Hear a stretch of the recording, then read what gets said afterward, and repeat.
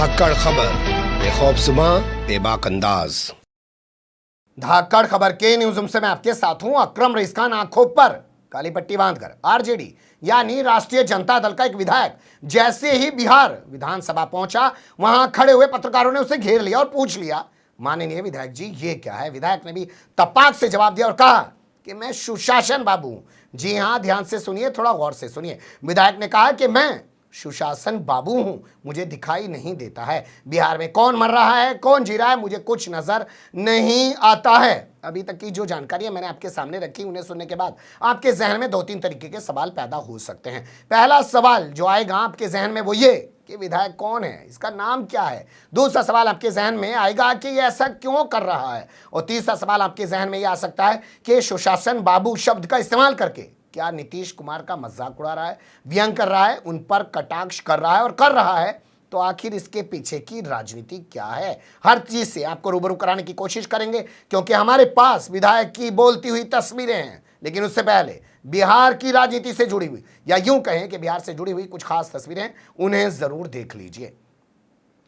जी हां, बिहार की राजनीति या यूं कहें कि बिहार से जुड़ी हुई कुछ खास तस्वीरें हैं, वो आपके सामने रखना पहले ज्यादा बेहतर होगा। जैसे ये खबर आप देख सकते हैं, प्रधानमंत्री नरेंद्र मोदी ने आज दिल्ली में अपने आवास पर बिहार के सांसदों के साथ, बिहार के भाजपा सांसदों के साथ ब्रेकफास्ट किया है, नाश्ता किया है, उनसे बिहार के विकास को लेकर चर्चा की है। अब इसके क्या माने निकल सकते हैं, अभी कुछ जानकारी समझ में नहीं आई है, लेकिन माना जा रहा है कि अभी से नरेंद्र मोदी ने 2024 की तैयारी शुरू कर दी है, क्योंकि उन्हें लग रहा है जिस तरीके के चुनावी नतीजे उत्तर प्रदेश से आए हैं और वो बता रहे हैं कि 2024 में उनको बड़ा नुकसान होने जा रहा है। विधानसभा में तो हुआ ही है, पहले 324 थे, अब 274 तक सिमट के रह गए, 50 सीटों का नुकसान हुआ ही है। अगर 7 के लोग हट गए तो और बड़ा नुकसान होगा। तो वो अभी से बिहार में अपनी रणनीति को बदल रहे हैं, क्योंकि बिहार के अंदर बहुत सारी परिस्थितियां बदल रही हैं। नीतीश कुमार आप जानते हैं स्पीकर से बहस कर चुके हैं विधानसभा के अंदर, और उसके बाद वो राज्यपाल से भी मिलते हुए दिखाई दे चुके हैं। उधर उपेंद्र कुशवाहा भारतीय जनता पार्टी के नेताओं पर लगातार हमले बोल रहे हैं, तो इससे एक वहां पर स्थिति नई पैदा हो रही है। माना जा रहा है उसी पर बातचीत करने के लिए प्रधानमंत्री नरेंद्र मोदी ने अपने सांसदों को चाय पानी पे बुलाया था। सुबह सुबह वो आए, चाय पानी उनके साथ किया, वो चले गए। उसके बाद आप जानते हैं प्रधानमंत्री नरेंद्र मोदी ने और भी बहुत सारे प्रोग्राम किए। उत्तराखंड वो पहुंच गए हैं और वहां के मुख्यमंत्री जो बगैर जीते हुए मुख्यमंत्री बने हैं, पुष्कर सिंह धामी, उनको मुख्यमंत्री पद की शपथ दिलवाने में उन्होंने अपनी अहम भूमिका निभाई है या अपनी उपस्थिति वहां पर दर्ज कराई है। इसके अलावा दूसरी तस्वीर का जिक्र करें तो वो आ रही है लालू प्रसाद यादव से जुड़ी हुई, लेकिन वो आपके सामने रखूं उससे पहले मुझे लगता है आपको ये बता देना ज्यादा बेहतर होगा कि बिहार में जहरीली शराब से 37 लोगों की मौत हो चुकी है। प्रधानमंत्री की इस मीटिंग में जो सांसदों के साथ हुई है, शराब को लेकर, मौतों को लेकर कोई बात नहीं हुई है। मीडिया के हवाले से कोई ऐसी जानकारी हमारे पास नहीं आई है। तो लालू से जुड़ी हुई खबर यह है कि लालू प्रसाद यादव की हालत खराब है, उनको एम्स में भर्ती कराया गया है। कुछ लोग ये तक भी कह रहे हैं कि एम्स में उनको भर्ती नहीं किया जा रहा है। तरह तरह की खबरें आ रही है, लेकिन उनकी हालत बहुत ज्यादा नाजुक बताई जा रही है। तो ये भी बिहार से जुड़ा हुआ एक बड़ा अपडेट है। इसके अलावा बिहार से जुड़ा हुआ एक तीसरा अपडेट जो मैं आपके सामने रख रहा हूं वो ये कि जहरीली शराब के मामले को लेकर विधानसभा में जबरदस्त हंगामा हुआ, जिसके बाद विधानसभा को स्थगित कर दिया गया है। ये तीसरा बड़ा अपडेट है। अब इसके अलावा आपको यहां यह बता देते हैं कि बिहार में अब तक शराब पीने से कितने लोगों की मौत हो चुकी है। जो जानकारी अखबारों में, वेबसाइट पर छपी है, उसके मुताबिक 37 लोग मर चुके हैं जहरीली शराब पीने से। हालांकि पुलिस और प्रशासन अभी भी ये मानने को तैयार नहीं है कि जहरीली शराब पीने से ये मौतें हुई हैं। आंकड़े कुछ इस प्रकार छापे जा रहे हैं कि भागलपुर में 17 लोग मर चुके हैं, बांका में 12 लोगों की मौत हो चुकी है, मधेपुरा में भी 2 लोग मर चुके हैं और भी कई जगह पर मौतें हो चुकी हैं। मौतें होने के साथ साथ कई लोगों की आंखों की रोशनी चली गई और मामला काफी गंभीर हो गया है। ऐसे में आरजेडी के एक विधायक जिनका नाम है मुकेश रोशन, वो पहुंच गए विधानसभा, लेकिन मुझे लगता है अभी भी आपको मुझे रोकना चाहिए और उनका वीडियो आपके सामने नहीं रखना चाहिए। उससे पहले आपके सामने गोपाल मंडल जो जेडीयू के विधायक है, अपने बोल बचनों के लिए जाने जाते हैं, उनका वीडियो आपके सामने रखना चाहिए। उन्होंने कहा जब शराब बंदी कर रखी है, ठेके तो चलते नहीं है, लोग शराब पी रहे हैं, मर रहे हैं, तो इसमें सरकार की जिम्मेदारी नहीं है और जनसंख्या भी तो कम होनी है। यानी उनका कहना यह है कि जो लोग मर रहे हैं तो ये तो सिलसिला है जो चलता रहता है, भाई लोग मरते रहते हैं, पैदा होते रहते हैं, जनसंख्या घटती रहती है, बढ़ती रहती है। उस संदर्भ में उन्होंने बयान दिया, उनको सुन लीजिए। शराब बिक रहा है बिहार में, इस तरह से मौतें हो रही है। नहीं है दुकान में, कई जिले में मौत शराब पैदा कर रहा है। और एक बात, मर ही जाएगा, जनसंख्या घटेगा ना। जब शराब सरकार ने बंद कर दिया, क्यों शराब पीते, जहरीली शराब। और होता क्या मौत का कारण आपको बता देते जी। जो एक्सपायरी टैबलेट होता है, जो दारू बनाता है देसी दारू, तो एक्सपायरी टैबलेट जो होता है नशा वाला, नींद वाला, वो दे देता है। और वो देने के कारण ज्यादा विषाक्त हो जाता है और उससे मरते हैं। हम तो यही चिंतन की है।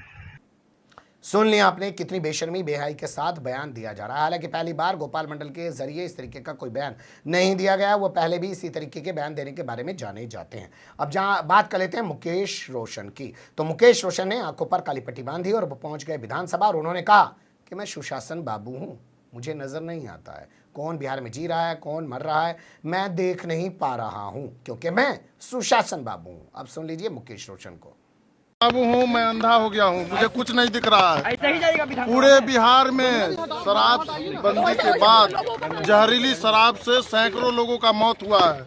मुझे कुछ नहीं दिख रहा है। मैं सुशासन बाबू हूँ, बिल्कुल ऐसे ही जाऊंगा। मैं सुशासन बाबू हूँ, मुझे कुछ नहीं दिख रहा है। यह अंधेर नगरी चौपट राजा, अंधेर नगरी चौपट राजा, टकेसर भाजी टकेसर खाजा। अच्छा, सरकार कह रही है कि जहरीली शराब नहीं, बीमारी से मौत हो रही है। सरकार को दिखता तो फिर यहाँ इलाज नहीं होता। सरकार जो है वो खुद दिल्ली इलाज कराने जाती है। यहाँ उनको, यहाँ अपने डॉक्टर पर उनको भरोसा नहीं है। उनका आँख का जो इलाज हुआ है वो अभी भी ठीक नहीं। एक सिपाही की मौत हो गई है भागलपुर में। देखिए सैकड़ों लोगों का मौत हुआ है, कौन है जिम्मेवार? नीतीश कुमार जी से हम लोग पूछना चाहते हैं, आखिर पूरे बिहार में जो होली के दरमियान जहरीली शराब पीने से जो सैकड़ों लोगों का मौत हुआ, आखिर उसका दोषी कौन है? किस पर कार्रवाई हुआ? उसका पोस्टमार्टम का रिपोर्ट आपने देखा क्या? लिपापोती किया गया है उसमें। सब एक ही बीमारी से मर रहे हैं, उल्टी हुआ और मर गए। किस तरह का सुशासन है बाबू? लेकिन प्रशासन मानती नहीं है, बोलती कि कोई और बीमारी होती है। कह तो रहे हैं कि हम, मुझे कुछ दिखता नहीं है, मैं सुशासन बाबू हूँ। सुन लिया आपने मुकेश रोशन को। तो इस तरीके से मुकेश रोशन ने जबरदस्त अटैक किया है नीतीश कुमार की सुशासन बाबू वाली इमेज पर, क्योंकि उनका पुलिस और प्रशासन ये बता रहा है कि जो लोग मर रहे हैं वो असल में जहरीली शराब पीने से नहीं मर रहे हैं। और इसके अलावा नीतीश कुमार इस पूरे मामले पर खामोश नजर आ रहे हैं। लगातार मौतें हो रही हैं। कुछ लोग यहाँ तक कह रहे हैं, जैसे उनके मंत्री अशोक चौधरी, कि जिन राज्यों में शराब बंदी नहीं है, जहाँ शराब बिकती है वहाँ भी लोग जहरीली शराब पी के मर जाते हैं, तो यहाँ तो बंदी है। ऐसे में लोग अगर पी रहे हैं इधर उधर की शराब लेके और मर रहे हैं तो कौन सा गलत हो रहा है। बहुत सारी तरह तरह की चीज़ें आ रही हैं, लेकिन कुल मिला के ये कि एक विधायक कह रहा है कि मर रहे हैं तो जनसंख्या घट रही है, और दूसरा विधायक कह रहा है कि मैं सुशासन बाबू हूँ, धृतराष्ट्र की तरह। महाभारत तो आपने देखी होगी ना, मुझे कुछ नज़र नहीं आ रहा है हो क्या रहा है। अभी तक मुकेश रोशन के इस कटाक्ष पर, इस व्यंग पर जेडीयू का कोई रिएक्शन हमारे पास नहीं आया, बीजेपी का कोई रिएक्शन हमारे पास नहीं आया है। जो अभी तक था वो समेट के आपके सामने रख दिया। अच्छा बुरा जो भी लगा हो, कमेंट्स के रूप में आप लोग अपनी राय दे सकते हैं। खबर को लाइक कर सकते हैं, चैनल को सब्सक्राइब कर सकते हैं और ज़्यादा से ज़्यादा हमारी खबरों को शेयर कर सकते हैं। फिर ऐसे ही किसी सुलगते हुए या उलझते मुद्दे लेकर मैं आपके सामने हूँगा हाजिर। फिलहाल अभी मुझे दें इजाज़त।